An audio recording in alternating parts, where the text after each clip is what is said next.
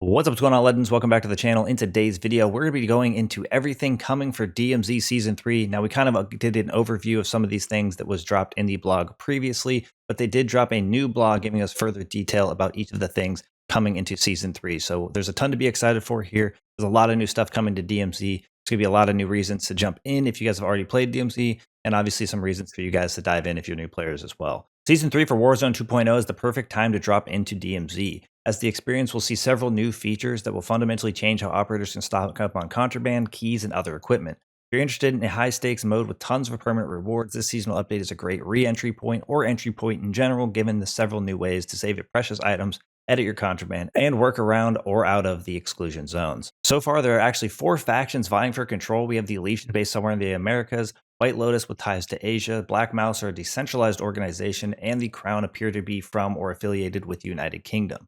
Now, the Legion were quickly corrupted when they learned of everything that was going on inside of the exclusion areas, as they pushed out White Lotus, who were ultimately vying for revenge. Black Mouse continues to sit and wait in the shadows for an ultimate power play, while the newcomers known as the Crown are pretty much fulfilling their own agenda. With all that being said, outside of everything our operators need to find for themselves, this is everything you need to know about DMZ Season 3. First up, we have the Barter System. Now, outside of being important mission items, most of the collectible, non-lethal items in DMZ will have a purpose once the Season 3 update goes live. Across every exclusion zone, all buy stations will have a new option in addition to buying gear and weapons for cash, known as bartering. This is where you will use your recipes. These give instructions to the operator, including a component list, in order for you to build new equipment that can be more useful to your current situation. In other words, bartering is a place where you can exchange items for others. At the start of Season 3, some bartering options will be available for most of the new plate carriers, which will be detailed in a later overview, alongside the backpacks as well, kill streaks, self-revives, and keys. However, each exclusion zone has its own set of barter options across its buy stations, adding one more additional element to fully exploring everything in DMZ. There are dozens of item trade combinations that will launch with Season 3, meaning anyone can memorize these recipes, share them with the squad mates, and search for specific items to load up on loot. Given these recipes range from operator items like bomb drones and self-revive kits to other important keys and items, the barter system is ready to help operators stock up on those harder to find items and reward them for scavenging efforts. So overall, I think the barter system sounds pretty cool. It is kind of interesting that you're going to be able to memorize the items that you will need, but it does add purpose to so many of the items that we have seen going around in the DMZ. So it's pretty cool to see this bartering system. I'm excited to get hands-on with it. It'll be interesting to see how this further develops as this seasons go on. Now, next up, we have the contraband workbench. The other new feature at buy stations found near them, not at them, are workbenches. For a nominal cash fee, the workbench allows an operator to add attachments they have unlocked for weapon platform onto a piece of contraband or insured weapon. Operators can also remove them piece by piece. These workbenches provide this attachment swapping service, but for a price. Given how much a weapon's strengths and weaknesses can change based on the attachments it has or what is removed. The obvious example is to attach what you believe as the most advantageous attachments on contraband weapons, as most of the time such weaponry won't have all 5 attachments you seek. However, any DMZ operator knows that the Vaznev 9K with a high magnification scope or the RPK with a 30 round might not be the most ideal attachment combinations for the specific situations with these weapons or how they're usually used. So in most cases and more, especially with contraband picked up from fellow operators, the workbench is here to help scrap those attachments and slap on new ones you feel more confident with. So ideally, you're going to be able to go in there and exchange attachments for a fee. I'm just curious what the fees are actually going to be, and if it's going to be based on the more attachments you put on, how expensive those attachments are going to actually be. But it is nice to have value or add value to not only how you can purchase things with money, but obviously what weapons you can grab and what you're going to be able to do with those, and then obviously keep those in your contraband. Now, it all depends on whether or not they fix the contraband duplication thing, where people are just getting insured weapon slots infinitely. Now, by far, one of the largest changes to DMZ since launch is going to be the active duty operator slots. They're a critical part of the experience's core value of taking calculated risks for incredible rewards. At the start of Season 3, every player will have 3 active duty operator slots, which equates to 3 separate operators that will have their own on-soldier items. These items include your backpack, plate carrier, kill streak, self-revive, and gas mask. You are free to swap around who these operators are in your active slots, so you won't have to worry about a default operator skin for a while, and then you pick up an Alejandro Valeria from the Battle Pass. There's no need to worry about losing that progress of that slot. You can swap out the operators at any time. But before launching into a match, you will decide which of these active duty operators you choose to go into the exclusion zone. Whatever they bring back that is not part of the global loadout, the primary weapon, secondary weapon, lethal, tactical, and field upgrade, is only for that specific active operator That means contraband weapons are shared between activator operators, but the keys are not. As suggested in our announcement blog, active operator slots allow for strategies around designated operators for specific missions or supply runs. Another great way to think about the active duty operator slots are like lives in DMZ, but again, remember the core part of taking calculated risk part of DMZ. Each operator's life is separate and can easily go back to bare bones. In other words, using just one main operator like in DMZ prior to this update may limit your strategies like building up other operators to full strength on scavenging runs and using them all if necessary to knock out a difficult mission or secure a weapons case. So basically, they're saying you're going to want to build up each of these different slots. That way, you can go in multiple times, fully looted up, maybe take out a difficult mission that you've been struggling with, or at least give yourself multiple opportunities to get it done. And overall, I think it's going to be an interesting new addition to the DMZ experience. Definitely going to change the way the game plays. And I think it's going to change the way people play as well. Next up, we have new equipment, plate carriers, backpacks, and a rebreather. What will all those active duty operators bring back from the exclusion zones? Well, in addition to the abundance of existing on-shoulder items, there are a few new items that are coming in the launch at the Season 3 update. Now, new backpack, secure, and scavenger. Secure backpacks, as the name suggests, secure items between runs. This means that those non-contraband, non-soldier items are secured in your inventory and do not convert to XP upon extraction. Plus, items in a secure backpack are kept to that active duty soldier if they are eliminated in an extraction zone.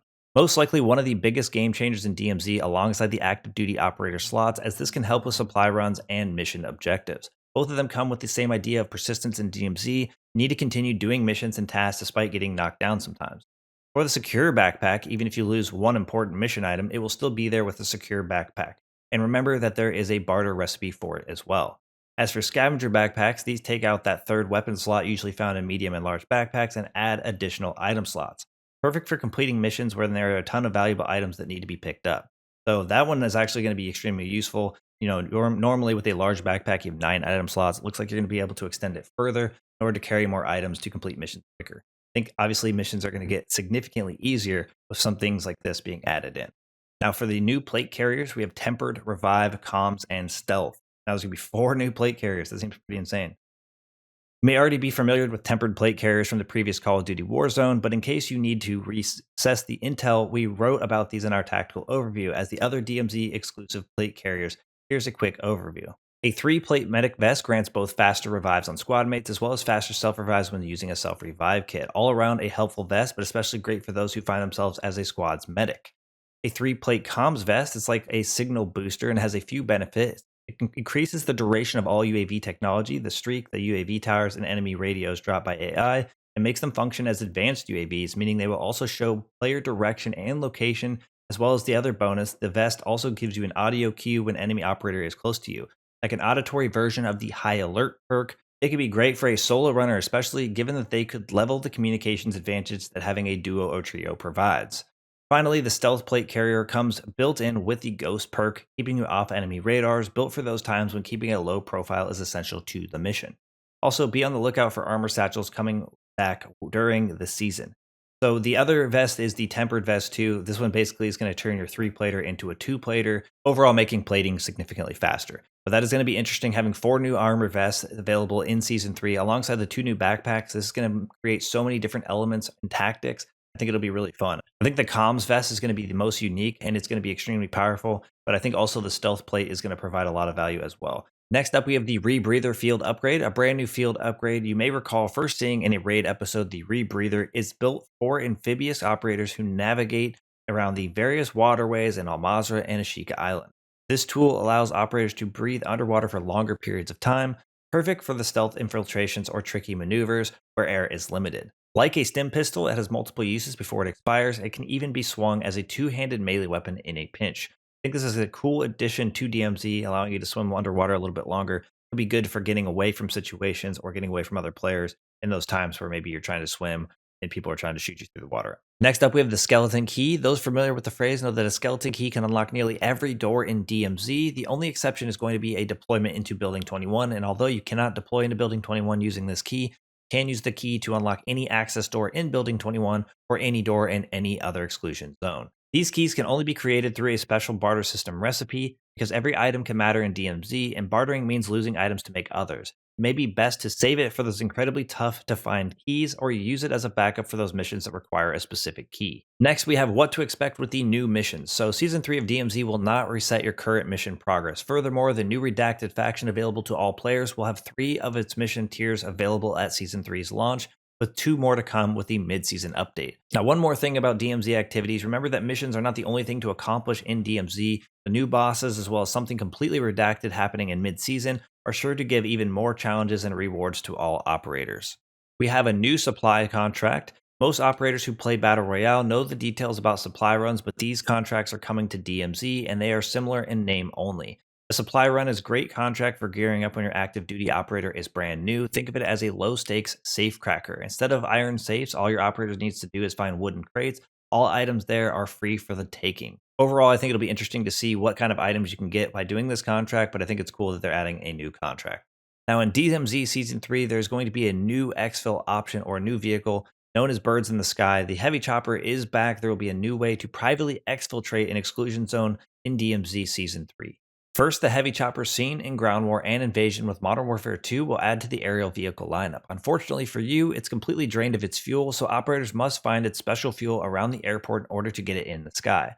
Once topped off with its fuel, the heavy chopper can fly around the map and even outside the boundaries, which is how you can exfiltrate at any time for free. Getting out of bounds, a countdown will appear just like a normal exfiltration until you are ultimately given the same treatment as a successful exfil. The other new feature here is a buy station item known as a private exfil. Once bought, an exfil will be available on an unused exfil point for that match on the map. Consider it as an extra escape route if needed, especially during prisoner rescue contracts. So not only will you be able to refuel a heavy chopper on the map, which could be quite a task, especially if other players are trying to do it, we will have the option to buy a private exfil at a buy station.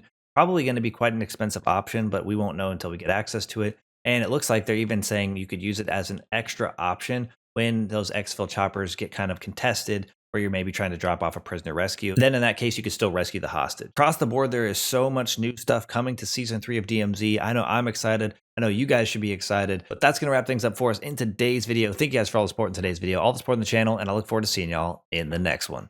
Peace.